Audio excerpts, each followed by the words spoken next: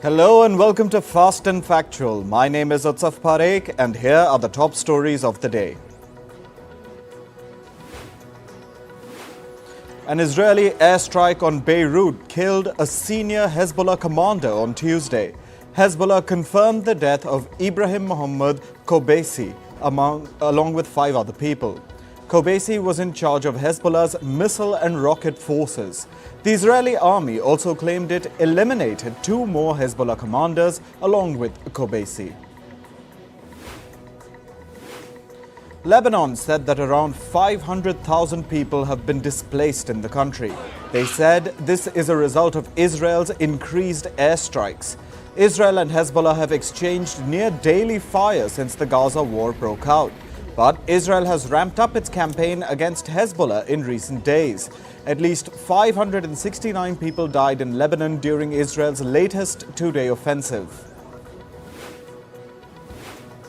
A video of Britain's Prime Minister Keir Starmer calling on Hamas to release hostages in Gaza has gone viral. Starmer made an embarrassing gaffe and referred to the hostages as sausages. He made the statement while speaking at the Labour Party conference in Liverpool. Turkey's President Recep Tayyip Erdogan sharply criticized the United Nations for its inaction over the situation in Gaza. He accused Israel of turning the war-torn strip into a cemetery for women and children. Erdogan also slammed Israel's Prime Minister Benjamin Netanyahu and compared him to Adolf Hitler. The Turkish president accused Netanyahu of dragging West Asia into a deeper war. US President Joe Biden gave his farewell speech at the United Nations General Assembly in New York. In his final address, he pleaded with world leaders to stand for democracy. Biden also pushed for a diplomatic solution between Israel and Hezbollah. The 81-year-old Biden quit the race for the White House in July. The United States has agreed to sell new missiles to Egypt. It has approved the sale of Stinger missiles worth $740 million. The U.S. State Department said, and I quote, "The sale will help improve the security of a friendly country in West Asia." However, the weapons package could still be blocked by the U.S. Congress. U.S. President Joe Biden met Bangladesh's interim leader Muhammad Yunus on Tuesday. Both leaders met on the sidelines of the UN summit in New York. Biden said that the U.S. would help Bangladesh rebuild itself. Yunus was also praised by former U.S. President Bill Clinton. The 84-year-old Muhammad Yunus was appointed as the Bangladesh chief advisor in August after the ouster of former Prime Minister Sheikh Hasina.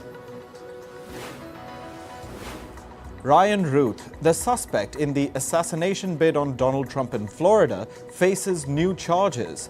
U.S. prosecutors have charged him with the attempted assassination of a presidential candidate. Ruth was arrested near Trump's golf course in Florida on the 15th of September. U.S. authorities accused him of pointing a rifle at Trump from behind a bush. Ruth already faces up to 20 years in prison on 2 gun-related charges. U.S. intelligence officials warned former President Donald Trump of alleged threats from Iran to assassinate him. Trump, on his social media platform Truth Social, said that there were threats on his life posed by Iran. Trump's campaign accused Iran of causing the U.S. to descend into chaos through such attacks. Similar accusations surfaced after Trump was shot at during a rally in Pennsylvania. Iran had dismissed the accusations back then. Iranian President Masoud Pezeshkian addressed the issue of Tehran's nuclear standoff with Western countries at the United Nations. He said that Iran is ready for nuclear deal talks with the West. Pezeshkian also said that Iran would be open to negotiate on the 2015 nuclear deal that was scrapped by former US President Donald Trump. Sri Lanka's newly elected president Anurakumara Dissanayake has dissolved the country's parliament. He called an early election on November 14th.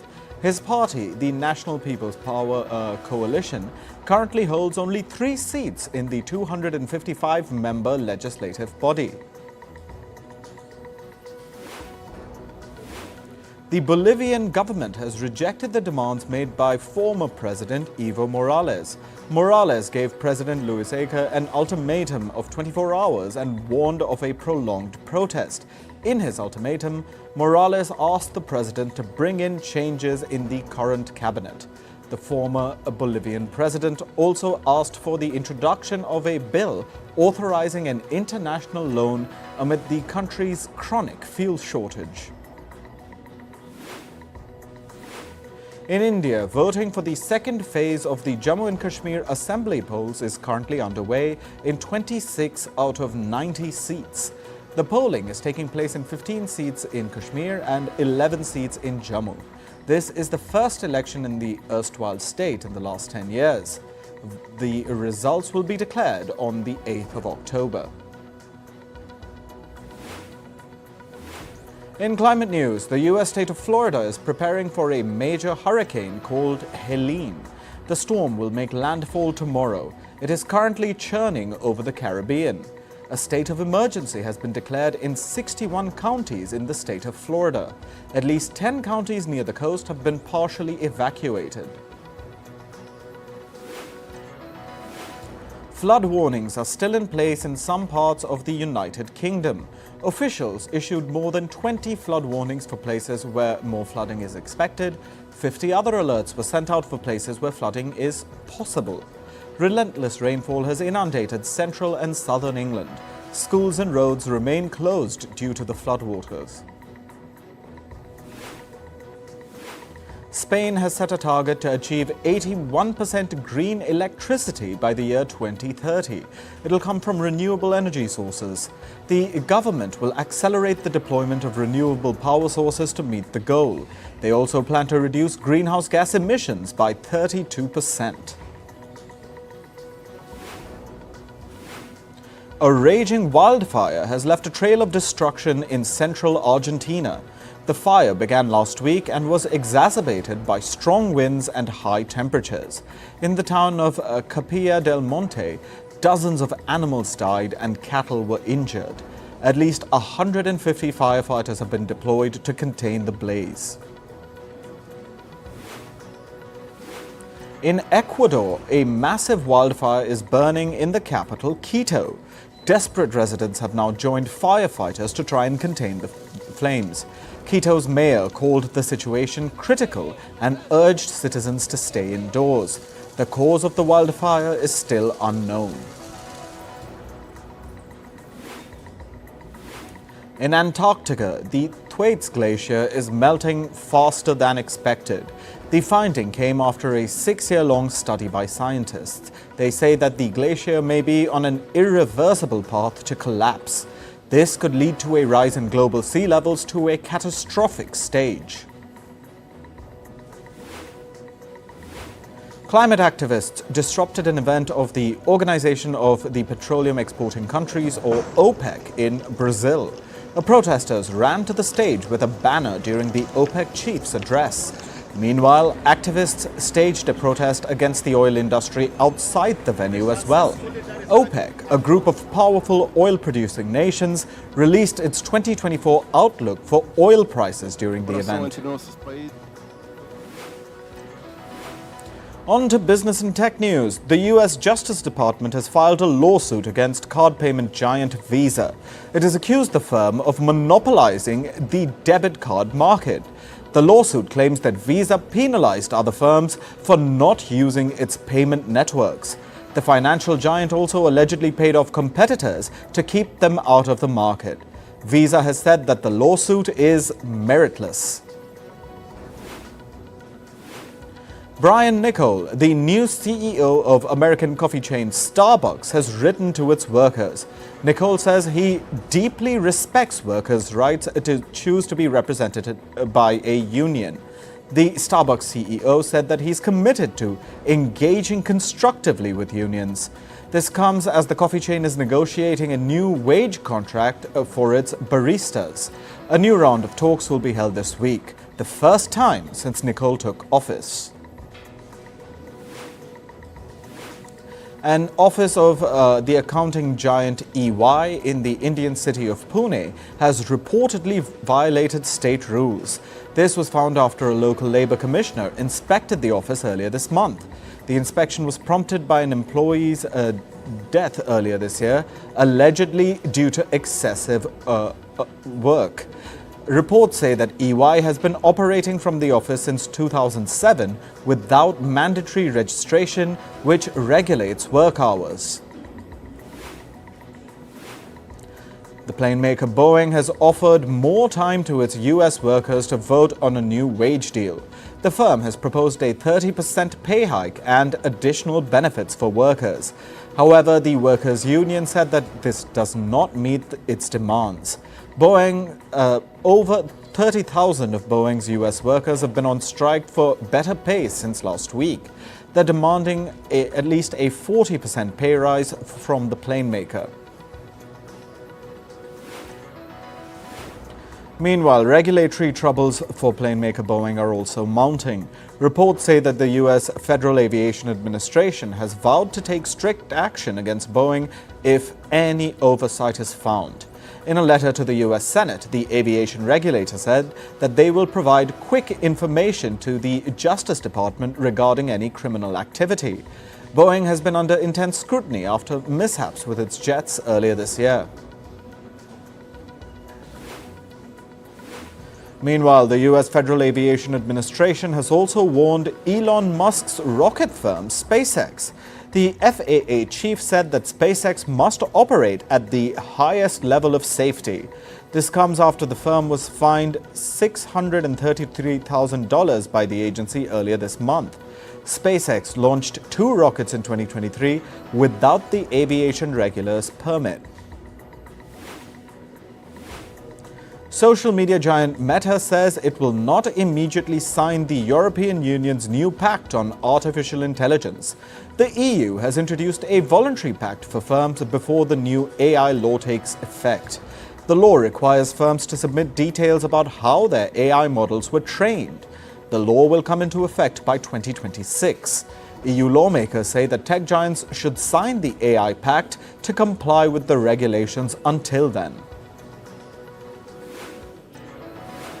Tech giant Microsoft has announced a $1.3 billion investment plan for Mexico. The Windows maker will build cloud computing and artificial intelligence infrastructure in the country. The investment will span the course of the next 3 years. A senior executive from the American cybersecurity firm CrowdStrike has issued an apology.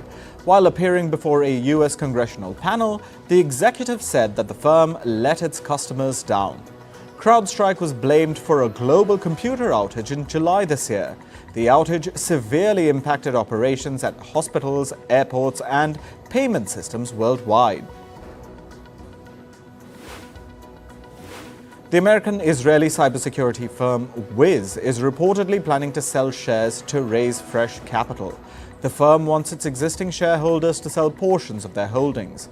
Reports say that Wiz aims to achieve a market valuation in the range of $15 to $20 billion. Now we move on to sports news, and we start with cricket. England fought back to secure the 3rd ODI against Australia. Australia posted 304 runs in the first innings. England won by 46 runs via the Duckworth-Lewis-Stern method after rain stopped play. Captain Harry Brooks's blistering century helped England win. England will start paying equal starting salaries to both men and women in domestic cricket. This new measure will start from next year. It's part of the English Cricket Board's plan to revamp women's cricket from next season. The pay parity will apply to both the rookie and senior pro levels. The England women's cricket team captain, Heather Knight, has been fined $1,300.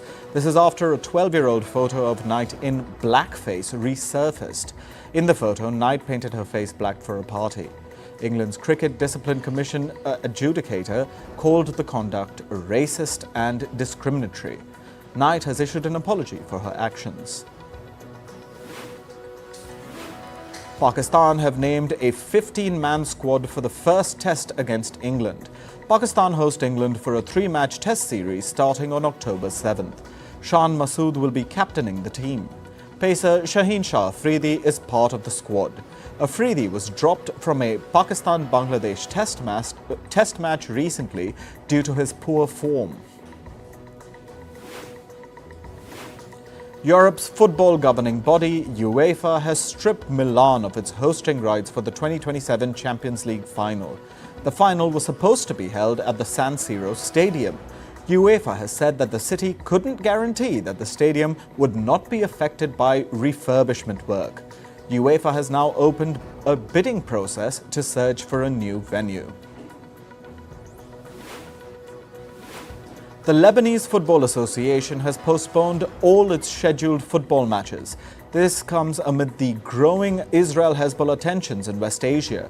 Lebanese authorities reported 569 deaths from Israeli airstrikes recently. Due to the situation, Lebanon's Football Association has announced the postponement of its matches indefinitely. French striker Kylian Mbappe scored in his fifth straight game for Real Madrid, continuing his strong start to the season. The latest goal came during Real's 3-2 win over Deportivo Alaves. Lucas Vazquez put Real Madrid ahead within 57 seconds. Mbappe netted the second goal, assisted by Jude Bellingham. Rodrigo added a third goal in the second half as Madrid held off a late comeback by Alaves. Two Indian tennis players have dragged the country's national tennis governing body, the AITA, to court. The athletes are former number one singles player Somdev Devarman and doubles specialist Purav Raja. The duo have accused AITA of violating a number of sports codes. They also highlighted the lack of seats for athletes in governance. The accusations come ahead of the AITA's elections, which are set to take place on September 28th. The men's world number 2, Carlos Alcaraz, has qualified for the ATP Finals tournament. He joins Italy's Yannick Sinner and Germany's Alexander Zverev for the showpiece battle. Alcaraz has won the French Open and Wimbledon this year. The ATP Finals feature the world's top 8 tennis players. The tournament will be held in Italy's Turin from November 10th to the 17th. And it was homecoming for India's Chess Olympiad champions. Both the men's and the women's team bagged gold in the tournament in Hungary. D. Gukesh, R. Pragnananda, R. Vaishali and Srinath Narayan received a rousing welcome from their families, fans and Indian officials upon landing yesterday. In entertainment news, the list of lawsuits against rapper Sean Combs is increasing. In a new case, he has been sued for rape and the distribution of the assault video. The victim claims that the rapper and his bodyguard raped her in the year 2001. The incident happened at a recording studio in New York. They allegedly drugged her and then filmed the act without her consent. In 2023, the victim got to know that the duo sold the video as pornography. Lady Gaga has announced the title of her album From Joker 2. It has been named Harley Quinn. The album brings together its soundtrack from the forthcoming film Joker Folie à Deux. The album will have a total of 13 songs. It will be released on the 27th of September.